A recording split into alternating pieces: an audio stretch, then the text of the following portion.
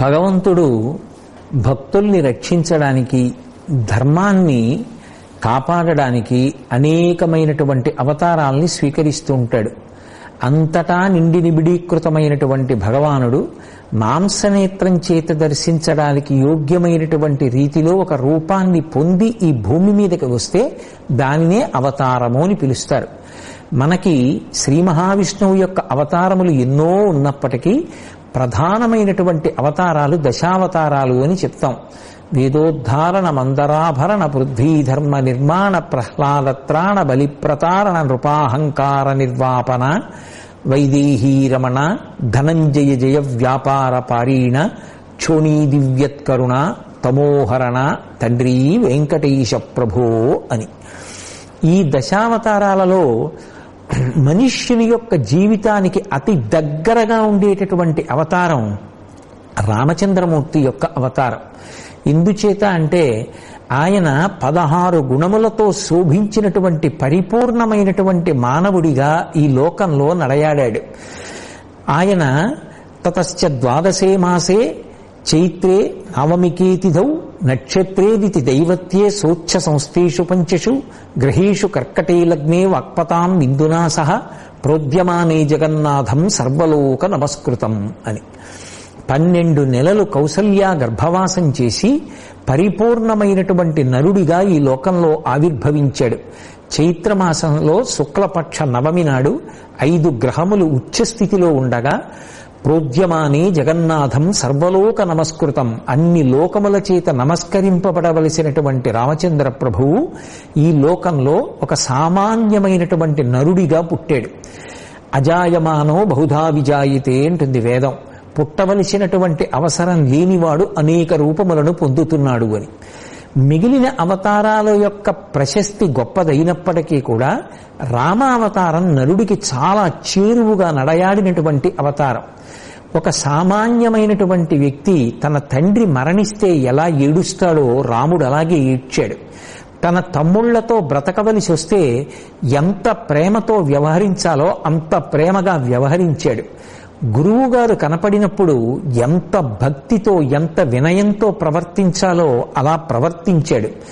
భార్య కనపడకపోతే పరితపించిపోయాడు.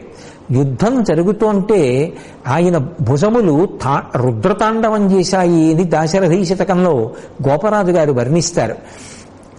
ఒక నరుడు ఎలా బ్రతుకుతాడో అలాగే బ్రతికాడు.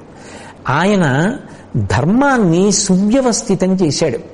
కష్టాలే రానివ్వండి, సుఖాలే రానివ్వండి, రాముడి సంతోషం మాత్రం దేని మీద ఆధారపడింది అంటే ధర్మాచరణం మీద ఆధారపడింది. రాముడు బాధపడవలసినటువంటి రోజు అంటూ జీవితంలో ఏదైనా ఉంటే ఆ రోజు తాను ధర్మాన్ని విడిచిపెట్టినటువంటి సమస్య కానీ సందర్భం కానీ ఏదైనా ఉంటే. కానీ రాముడు నిజానికి లోపల ఎన్నడూ కుందినటువంటి వాడు కాడు.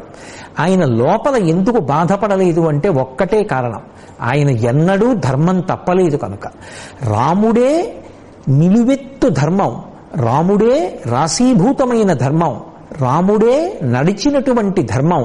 ఈ మాట చెప్పినది వాల్మీకి మహర్షి కాదు, ఈ మాట చెప్పినది వశిష్ఠ విశ్వామిత్రాదులు కాదు, ఈ మాట చెప్పినది లక్ష్మణ భరత శత్రుఘ్నులు కారు.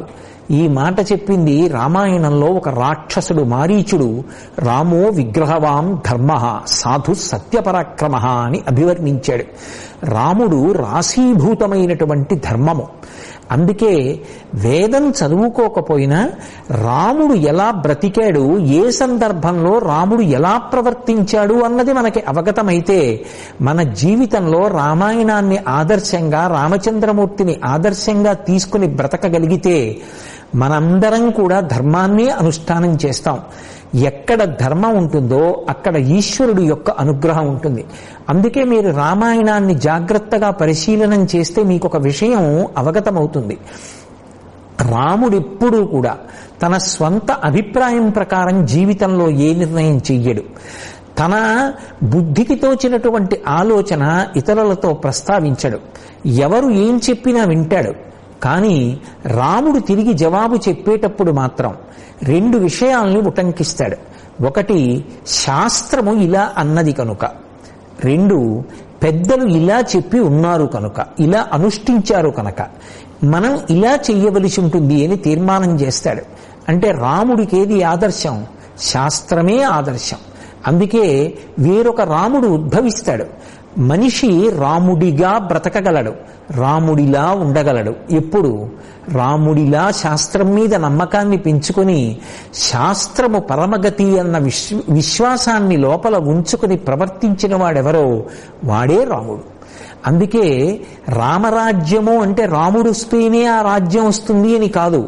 రాముడు శాస్త్రాన్ని ఆధారం చేసుకుని పరిపాలన చేస్తే నెలకి 3 వానలు పడి రామరాజ్యం ఎంత సుభిక్షంగా ఉందో, ప్రజలు ఎంత యోగక్షేమాలతో ఉన్నారో అంత సంతోషంగానూ ప్రజలందరూ ఉండాలి అంటే మనం కూడా రాముడు ఎలా శాస్త్రాన్ని ప్రమాణంగా స్వీకరించి ధార్మికమైనటువంటి జీవితాన్ని పొందాడో అటువంటి ధార్మికమైన జీవితాన్ని పొందాలి. అందుకే అటువంటి రామచంద్ర ప్రభువు యొక్క అవతారం వచ్చినటువంటి శ్రీరామ నవమి చాలా చాలా విశేషమైనటువంటి తిథి. ఈ శ్రీరామ నవమి తిథిని సీతారామ కళ్యాణంగా చేస్తూ ఉంటారు.